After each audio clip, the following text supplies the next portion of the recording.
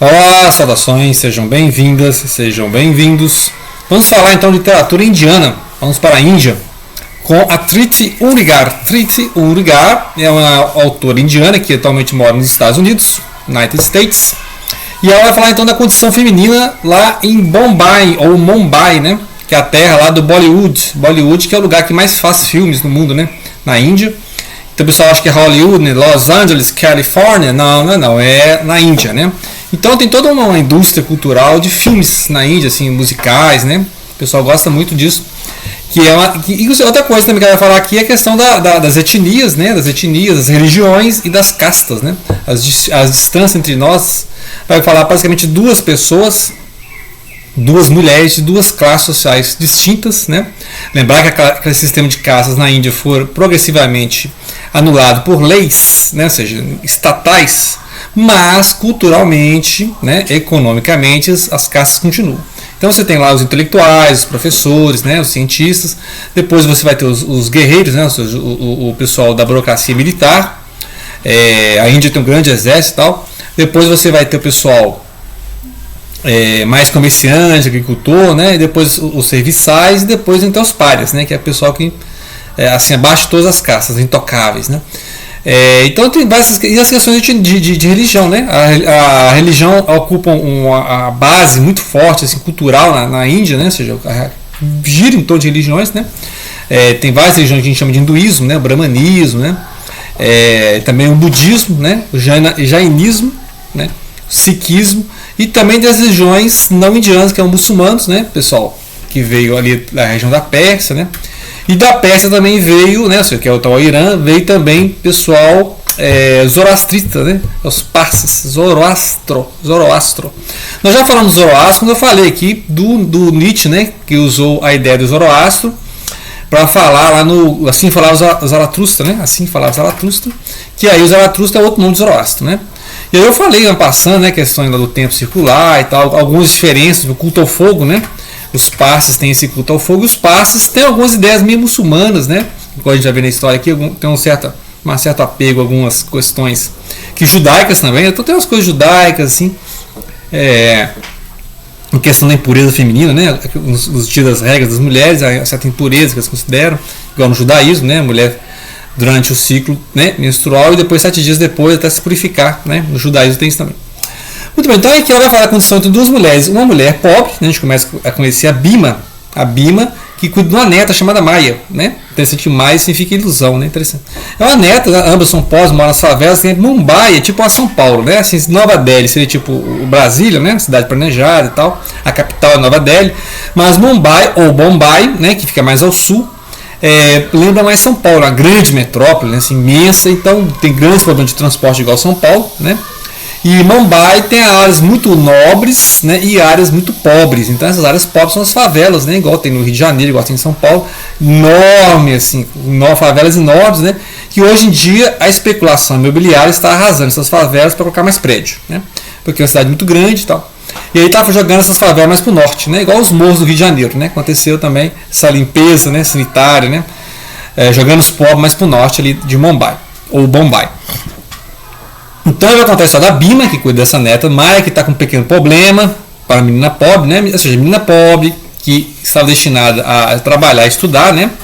Mas envolveu-se com algum jovem que a gente não sabe, a história até agora não falou aqui, e aí teve uma gravidez precoce, né? Ou seja, uma jovem, e aí vai degradar todo o futuro, né? Ou seja, vai destroçar todo o futuro que ela poderia ter estudando e trabalhando, né? E não ter a mesma condição da avó, que é uma faxineira, né? Uma doméstica, uma empregada doméstica e tal. Então ela esperava, né, que a neta, né, não seguisse esse caminho de morar na favela, que tivesse um bom casamento, etc. E ela trabalha na casa de uma senhora Parsi, né, que sofreu muito com a sogra, né? E aí a Sera, né, o Serabai, ela foi casada com um cara chamado Feroz, né? Feroz, né? Lembra o Feroz, né? Tinha quadros assim, de violência doméstica, né? A gente vai ver ao longo da história, né? Questão de violência doméstica. Então, ou seja, todas as mulheres que têm um problema, só que a questão social, ou seja, uma é empregada doméstica, a outra é uma senhora de classe média, né? Que teve um casamento assim, né? Um casamento bom, mas problemas familiares, problema com a sogra, né? A sogra também muito religiosa, muito fanática, assim. Então a questão da impureza da mulher. Então, ou seja, vai mostrando, né, toda na teia de densidade de condição feminina, né? Tanto questões econômicas, né, questão da pobreza, quanto questões de mesmo famílias que são ricas, né, classe média, não tem problema financeiro, né, pessoas ouvem música clássica, né, igual o sogro lá fica ouvindo Mozart, né, não tem problema financeiro, né, tem boas carreiras, né, advocacia, trabalha com negócios, empresas, né, mas tem problemas de fixação religiosa, né, questão religiosa, ou questão de briga de sogra com nora, né. E aí, o que acontece? A Serabai, né, tenta agora com a filha, que é casada, com um jovem, né, executivo, e eles moram na casa dela agora, né, então ela tenta não reproduzir aquilo que ela sofreu, e sabe que a sogra também sofreu. Então, a sogra sofreu horrores, né, quando era casada, vivia na casa, né, do marido, lá com a outra sogra, e aí reproduziu isso com a Serabai, né, que a Serabai também sofreu muito com a sogra, e aí a sogra está doentada, né, e a Serabai fica lá cuidando dela. E a Sera tenta não repetir isso com a filha, né, e o genro, né? A filha chama Dinah e o genro chama Viraf, né? Viraf. Então é interessante, tudo assim, me lembra muito alguns traços aqui da a gente está lendo ao mesmo tempo, né? Literatura brasileira. Reproduções, né? Reproduções, que é justamente isso, mostrando a família, as questões familiares, né? Só que aqui é mais complicado, porque tem essas distâncias das pessoas, ou seja, você tem uma distância religiosa e uma distância econômica. Então você tem uma família de Parsis, ou seja, pessoas que vieram do Irã, pessoas que têm uma religião meio judaica, meio islâmica, né? Não é hindu, né? Então eles não têm as crenças em Krishna e Vishnu, né? Ou Vishnu, Brahma, não tem essa crença em Shiva, né? Que é essa crença que ou seja, as religiões que a gente chama de hinduísmo são politeístas, né? E aí tem outras figuras que aparecem, os muçulmanos aparecem na história, então eles têm esse preconceito com o muçulmano, né? O muçulmano, que é uma religião monoteísta, vive ali no meio de uma religião politeísta. Só que a maioria muçulmana vive no Paquistão, e por isso que o Paquistão se separou da Índia, né? Teve essa guerra, até hoje essas guerras, né? A gente já discutiu sobre a Índia. O Paquistão, que fica ali perto do Afeganistão, o Afeganistão fica perto do Irã, né? Tem muitos parsos ali também, ou seja, inclusive a língua Farsi, né? Que não é da língua Pashto, que a gente viu, né, na literatura afegã. O Caçador de Pipas fala muito disso, né? Então são várias etnias daquelas regiões ali. No Paquistão, então, muitas vezes tem a língua mais aproximada, né, com algumas regiões do Afeganistão, né? Urdu também é falado. Tem umas diferenças, tem línguas ali mais aproximadas com o árabe, né? Línguas que são mais aproximadas com as línguas sânscritas, né?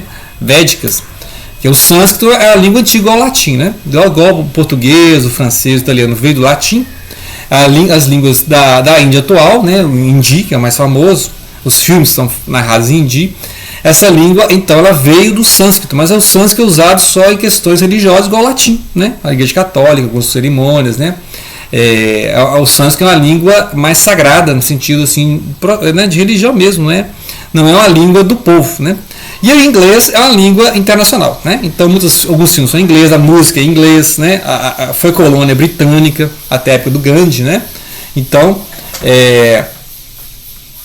tudo isso você aprende no romance, né? Ou seja, todas as diferenças, né? A música popular é diferente, né? A Bima não entende inglês, as músicas em inglês não interessam para ela. Ela gosta dos musicais, dos filmes do Bollywood, né? Enquanto que lá na casa, por exemplo, a Sera, né?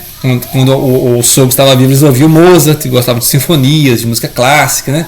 Então, assim, são totalmente diferentes. Então, mas, no entanto, tem muita amizade, né, entre a Sera e a Bima, né?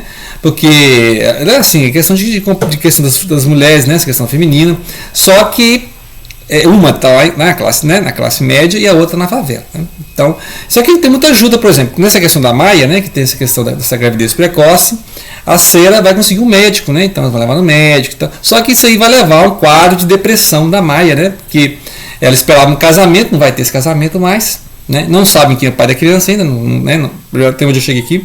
É um livro muito triste, né? Assim, na segunda parte você vai saber mais sobre os pais da Maia, né?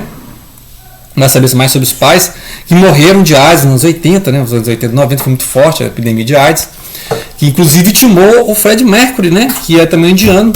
E família Parsi, né? Interessante, a gente lembra do famílias de zoroastristas, né? A família do do Fred Mercury, né? Então o Fred Mercury também teve, né, problema com a AIDS, né? Então foi uma época ali muito triste. E aí a gente sabe mais então agora sobre a morte da Pooja, né? Pooja e Raju, né? Pooja é a filha da Bhima, o Raju é o genro, né? Ambos são, né, mãe e pai da Maya, né? Então é interessante fazer, na hora que você vai lendo o romance, você vai fazendo essa árvore, que é desse jeito, né? Se você vai ler lá República dos Sonhos, você vai ler Casa dos Espíritos, se você vai ler Cem de Solidão, sempre tem aquela quantidade de nome de família, porque é uma história de família, né? Então ela vai contar a história aqui da época da AIDS, né? Essa doença que transtornou a Índia também, assim, o mundo todo, né? Teve esse problema. E ela, na segunda parte ela vai contando mais para trás, ou seja, vai contando para a neta, né? Que não conheceu a mãe, né? Nasceu e foi criada pela avó, né? Ou seja, a avó tratou da neta como se fosse uma filha. E aí, de modo que a história ela não é linear, né? Ou seja, você tem um acontecimento, ela lembra da época, né? Que ela conheceu, no caso que eu estou falando da Bhima, né? A época que a Bhima conheceu o Gopal, né? Gopal é o marido, né? E aí que é o pai da Pooja, né? Que é a mãe da Maya. Então ela vai contando. Aí ela vai contando a história da Cera. Aí a Cera vai lembrando a época, né? Assim, a cena em que a Cera está visitando a sogra está doente, né? Aí ela vai lembrando como é que era conviver com a sogra, né? Então a história assim, e vai para o futuro, né? Que é o que aconteceu depois, né? Da Maya, né? Foi, né?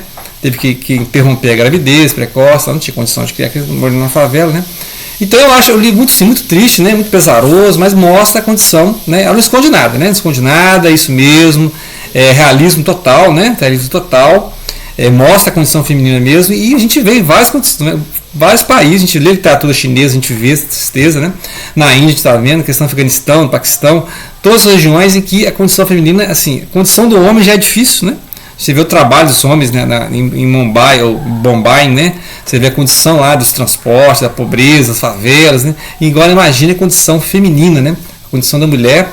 E mesmo as mulheres que têm vida boa no sentido financeiro, né? Ou seja, mesmo a mulher vivendo bem, né? A vida que tem conforto, mas tem problemas familiares, né? Problemas de convivência, diferente de religião, né? Então muitas vezes você tem uma promessa de casamento, muitas vezes o casamento é arranjado no sentido de há um contrato ali entre as partes, né? Muitas vezes a menina antes de casar não tem contato com o noivo, né? Então tantas essas questões de casamento, até hoje tem isso, né? E não há casamento entre as castas, né? Ou seja, não há ascensão social, porque quem nasce pobre vai ficar pobre. Não há casamento entre as castas, né? Ou seja, a ascensão social na Índia é muito difícil, né? Então é muito difícil. E também essas segmentações religiosas. Então, família de muçulmano casa com muçulmano, família de hinduísta casa com brahmane, casa com brahmane. Se tiver budista, lá no sul tem mais budista, né? Casa com budista. Um cristão casa com outro cristão. Então, ou seja, essas várias religiões que tem os passes, casam entre eles também, né? Então, você tem várias segmentações econômicas, né? Culturais e de idioma. Né? Assim como a China também tem vários idiomas ali, a Índia tem vários idiomas, né? A Índia mais perto do Paquistão, a Índia mais perto do Nepal ali, a Índia mais perto do Bangladesh ou Birma, né? A Índia no sul, né? Ceilão, Sri Lanka, né? Então tem várias etnias e idiomas, né? Então, ou seja, é difícil montar uma consciência nacional, né? Qual seria a consciência nacional da Índia? Né? Então é interessante, eu gostei muito do livro por esse aspecto cultural, né? Aprender mais sobre como é que funciona a Índia. É muito triste a condição da mulher, né? Muito triste. E é uma história complicada, mas é uma história de família, né? Assim, uma delicadeza como ela conta histórias, né? As descrições, né? Então é interessantíssimo, assim, a parte não é uma prosa poética, mas em alguns momentos, né? De bastante poesia, por mais que seja triste a história, né? Ou seja, até o momento não vi nenhuma coisa alegre, assim, que alegre, né? Realmente é uma literatura realista mesmo, né? Assim, não é um romance romântico, né? Não é um romance romântico, é a vida como ela é, né? A vida, como diz o Nelson Rodrigues, a vida como ela é, ok? Então fica aí a dica de literatura indiana, né? Vou ler mais outros da Dhriti Unrigar, desse livro de 2005, né? Então tá na lista, tem mais livros, né? Que fizeram até mais sucesso que esse, mas para começar, né? Para começar, é totalmente diferente dos romances que a gente anda lendo, né? Que é mais divertido, é mais realismo, tipo Murakami, né? Que Murakami é mais divertido, isso aqui não tem diversão, não. Aqui é a vida como ela é uma literatura simples, você lê com calma, né? Pesquisando as referências que ela faz, as religiões, a cultura, né? Não é literatura para você ler no metrô, é uma literatura para você ler com calma, né? Coloca a música indiana e lê com muita calma e sossego, ok?